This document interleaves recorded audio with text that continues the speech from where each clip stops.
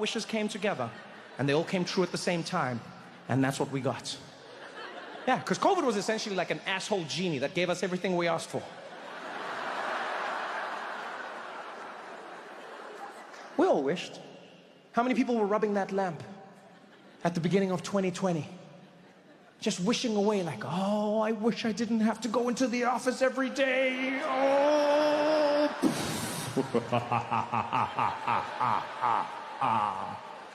Your wish is granted. Yeah, you wished not to go into the office. You forgot to wish that the office wouldn't come into your house.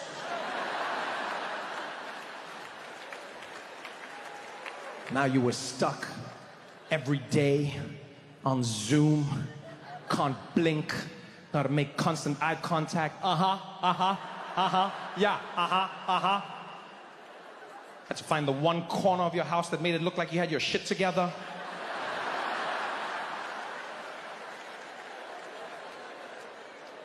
Everybody wished. And boy, we got what we wished for. How many parents were rubbing that lamp? Wishing away. Oh, I wish I could spend more time with my kids. Oh.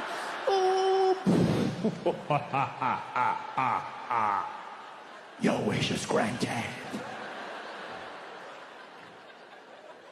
Yeah.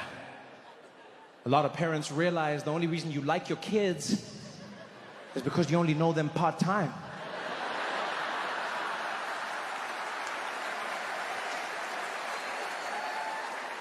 You meet them in the morning, you send them off, you tuck them in at night. It's a pretty sweet gig. But the next thing you know, everyone was trapped indoors, 24/7. Ooh, it was so fun to watch the parents flip. It was so fun. Remember at the beginning, all the parents were there. They're like, you will not open the schools. My children are not going anywhere. I will protect them at all costs. I'm a mama bear and I'll protect my cubs. You hear me? You will not open the schools until the virus is gone. 9 months later. Those same parents were there screaming on the stoop, when are the goddamn schools opening? You can't expect me to spend all day with these kids. Who am I, their mom? They should be in school. The kids were there like, but mommy, there's a new variant out there. Listen, Timmy, listen, at some point you're gonna have to see what you're made of, okay? Either your lungs are gonna make it or they ain't. All right, buddy? Now get on out there and see what you're made of, all right? If Simba could do it, so could you. Hakuna Matata. Go on, buddy. Go on.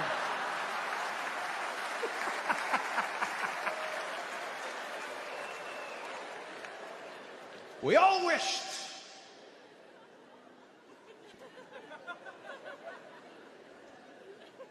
How many couples out there were wishing? Rubbing away at that lamp, looking into each other's eyes. Like, damn, girl, I wish I could be locked in a room with you all day.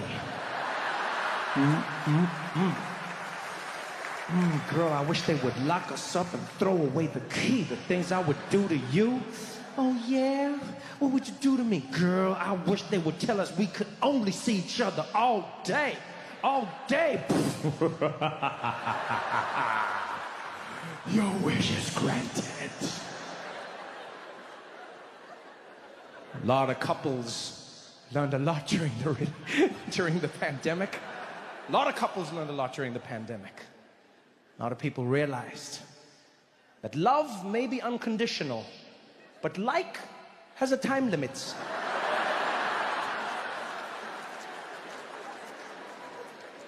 Because I love you, baby. I just don't know if I like you anymore.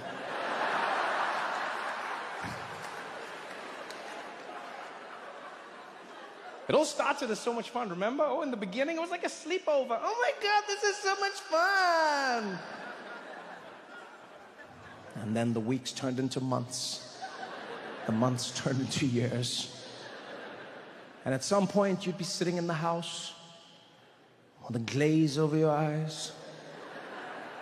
And you'd hear them coughing on the other side. And you'd be like, yes. Oh, yes, Jesus. Take them now, Lord. If it's their time, it's their time. Let thy will be done, Lord Jesus. I could use the extra office space.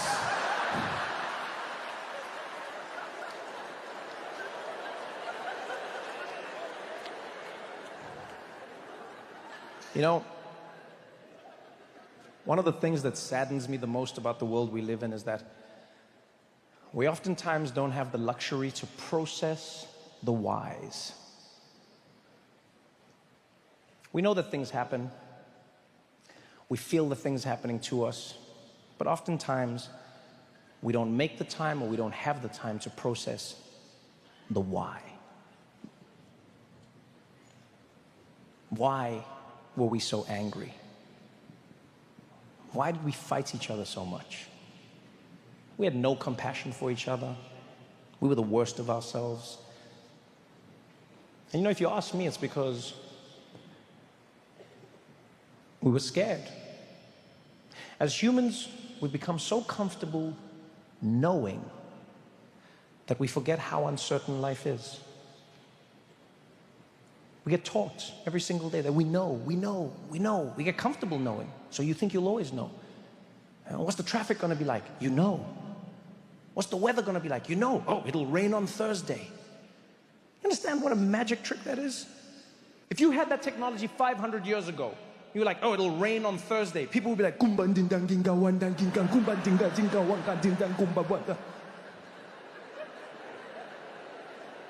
we take that for granted, but it's also made us forget that life is uncertain. We don't know. The pandemic showed it. It exposed every single one of us. And I think the thing that we didn't take a moment to think about is the why. Why were we so angry? Why were we so frustrated? It wasn't because of movies. It wasn't because we couldn't go out to parties. It wasn't because we couldn't go to the mall or any of that shit. It's because we lost each other. I lost you. You lost me. We lost this. You know? That's the real thing people were frustrated about. And what made it worse was that governments made it seem like they knew. I think that's the thing that made it worse. They were so confident. They made it seem like they knew. They said it will be 21 days. 21 days. I will never forget that number. Because we didn't ask why. Right? We heard China building a 10,000 person hospital overnight. None of us asked, why? We were just like, China. They love building shit. I remember how confident world leaders were as well. Some more cocky than others. One of my favorites was Prime Minister of the UK, Boris Johnson. Yeah, he was an interesting one. He went to a hospital during the pandemic and he was hugging people. Like right at the beginning, he was hugging people, going around hugging people. Journalists asked him, they're like, Prime Minister Johnson, do you think it's appropriate for you to be hugging people during a pandemic? He's like, first of all, everyone needs to calm down. This is not a pandemic. This is not a pandemic. Look at my hair. Do I look stressed? Everybody needs to calm down. Nothing. Everything is fine. Well, I can touch people. We're not shutting down. Everything's staying open. The pubs will stay open. The football's staying open. Now, if you excuse me, I have to go. He's just gone. He didn't give a shit. Huh? America's president. Oh, he was even cockier. Yeah. You see him when he came out? Donald J. Trump? Oh, he had all the swag. He was like, folks, we're gonna have it handled. In 21 days, the virus will be gone. 21 days. Some are even saying 20. That disease came and kicked Trump and Boris deep in the chest. Both men went to the ICU, almost died. Only reason they survived is because they're both heads of state. They gave them that secret juice. Boris, to his credit, he came out of that hospital like he had seen Jesus. He came from the hospital, held a press conference, shut everything down. He came there barely dressed. He was like, everybody, this is not a joke. I've seen it for myself. The UK shutting down. Please, the football's gone. The pubs are gone. Do not take this lightly. I've experienced it myself. I promise this is not fun. I can't talk to you. I have to go. Please, I can't talk. I have to. And he was just gone. Gone. That man was terrified. I was half expecting coronavirus to come around the corner like...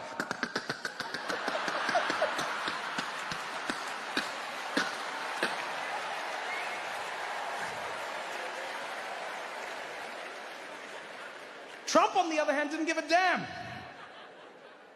That man will die from being stubborn. He came out of the hospital, could barely breathe, but still held a press conference. Didn't even speak. It was just like...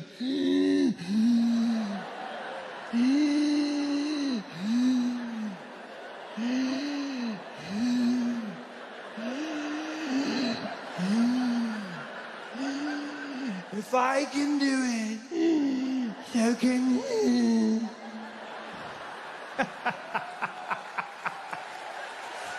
Oh, man.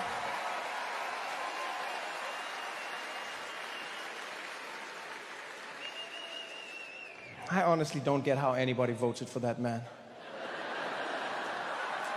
I really don't get it.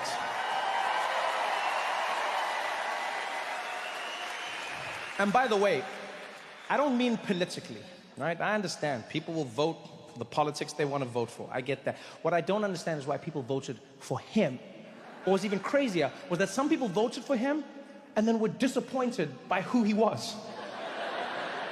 That was the craziest thing I've ever seen. People were there like, I can't believe what he's doing right now. I just can't believe what he's doing. I'm sorry, you can't believe what's happening? Donald Trump, can you believe this? Can I believe that he's doing the exact same thing he's been doing for his whole life? Yeah, I can't believe this. There's a shock. You're shocked? Donald Trump is the least shocking human being I've ever come across in my life. He is consistently being himself. The man is a cliched villain. Looks like a villain, talks like a villain. Like he looks like he should be in a Scooby-Doo episode. With that face, with that vibe, you could see him in the lineup when they're trying to solve the crime. Who do you think it is, Scoob? Be like, oh, it wasn't me, I'll tell you that much. He's like, I didn't do anything, I'm innocent. Be like, I'm innocent, so innocent. Some say the most innocent man who's ever lived. Be like, yeah, I think it's that guy.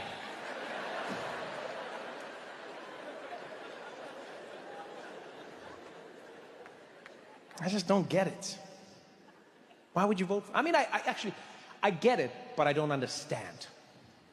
Because what I get, and I've realized, is in the United States of America, if you want to win an election, all you need to have is a strange voice. Simple as that. You want to be president of the United States? Get a strange voice, you're done. Yeah, forget policies, forget ideas, that's boring. You come out there, here am I, boo! Normal sounding ass bitch. No. You come out there with a strange voice, the